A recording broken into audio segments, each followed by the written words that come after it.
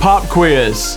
For you loyal subscribers that have been with us for a little while, drop down in the comments what my first fragrance ever was that I paid for with my own money. You got until the end of the intro to drop it down in the comments. I finally found what I'm missing, and now you got all my attention. Driving me wild, got me wishing that you were all mine. You're irresistible, so refreshing. You're irresistible, tell the essence.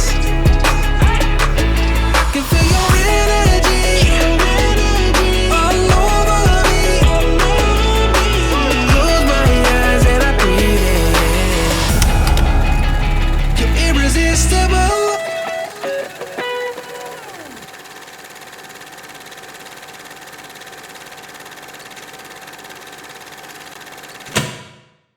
Welcome back to Carolina Fragrance Reviews. Make sure that you subscribe, activate that notifications bell, and follow us on Instagram at cam.byrd. Make sure that you show your support to CFR by supporting us by going and buying some of our merch. Our link is down below. And if you'd like to be featured on the channel and pushed on Instagram, make sure that you submit your picture just like our friend Jeremy did here, and we will put your IG handle on there. You'll be featured on the channel and on Instagram. Okay, so time's up. My first fragrance ever, in case you didn't know, was the 1988 release Dior Fahrenheit, the OG that was released in '88. No, I was not wearing it in 1988, but it wasn't all that long after that. I was actually 16 years old when I bought that fragrance. That was the first fragrance I bought with my own money and actually put me on this wild roller coaster ride of a fragrance addiction. Now, Dior Fahrenheit, the OG, is not exactly what I would recommend for a 16, 18, or even 20-year-old fella to be rocking.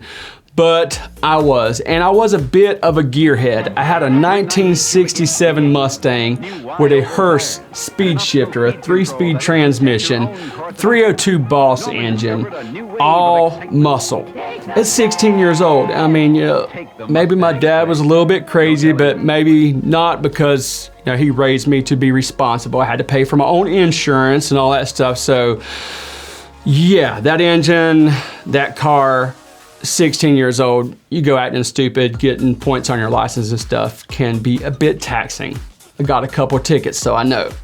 So anyway, that vehicle smelled of exhaust and muscle and all that. So it's, you know, like looking at it now with Dior Fahrenheit, the OG, having that synthetic petrol or gasoline smell to it, with me being the gearhead that I used to be, actually kind of work together, even though I did find it to be a bit too mature for me at that time, and wound up letting it go for, you know, more mass appealing fragrances over time.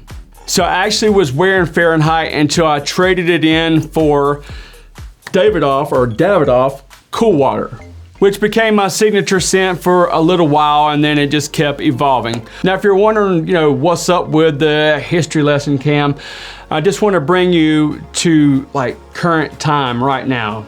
Dior Fahrenheit Parfum. I have not worn Fahrenheit since I've been wearing Cool Water, and I think I bought Cool Water in, it's like the mid 90s or something. So that was when I traded in Fahrenheit for Cool Water, and now it was only up until just a few months ago that I smelled the Parfum version. Now, don't get it twisted. If you've ever smelled Fahrenheit, especially if you wore it, there's no mistaking that fragrance, that scent, that aroma.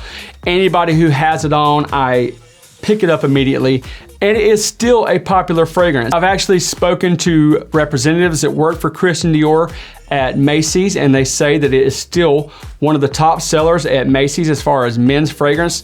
So for that fragrance to be released in 1988, and yes, some people may think that it smells dated, but it still has some popularity. There aren't that many fragrances that can stand that test of time. Now, this formulation come out in 2014, and they did have some flankers in between or whatever, but this right here actually smells like the OG, with a couple of exceptions. The violet is actually one of the notes in it that was mixed with the synthetic petrol note in it. Some people have actually said that it comes from like leather and violet. I don't know for certainty whether it was just, you know, like a synthetic petrol note, because that is actually what they boasted it as, because that's where the name Fahrenheit came from. They wanted it to be, you know, like a real masculine, manly fragrance, which it very much is. Now, the Parfum version would actually, I still find it to be extremely masculine, but I have even heard about women wearing this. And the reason they can get away with wearing this is because that overbearing petrol, gasoline smell has actually just been yeet and replaced with vanilla, which makes this a very, very beautiful fragrance. Beastly projection, beastly performance, and almost borderlining gourmand. Now, when I say that, you know, carefully, because the vanilla actually has sweetened this to the point to where, you know, it's dancing on gourmand territory, but not full on like, you know, blueberry pie or apple pie or something like that. But this is a very, very, very wearable fragrance, and women absolutely adore this. I can remember wearing the original Fahrenheit, actually getting, you know, me being 16, 17 years old, getting 16, 17-year-old females' attention with that fragrance. I'm not so sure that that would be passable this day and time. You know, we have evolved. Things are a lot more unisex, more dialed down. Things are not quite as masculine as they were like back in the late 80s, early 90s, mid 90s, you know, where like Drakkar Noir and Fahrenheit and, you know, like real manly man fragrances were pretty much the standard back then, where now people want to smell, you know, fruitier things, more mass appealing things, ambroxan, blue fragrances, so on and so forth.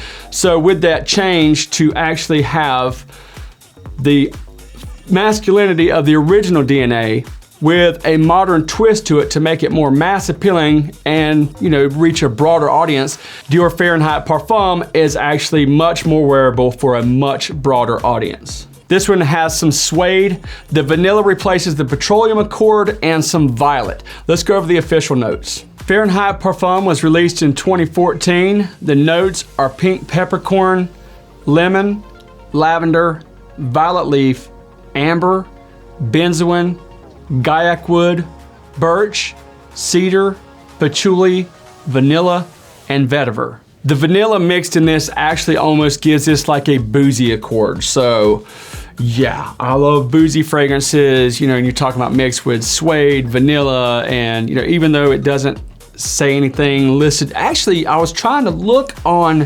Dior's website. They had everything listed for the OG, but I couldn't find anything other than base notes. So that is based off of base notes.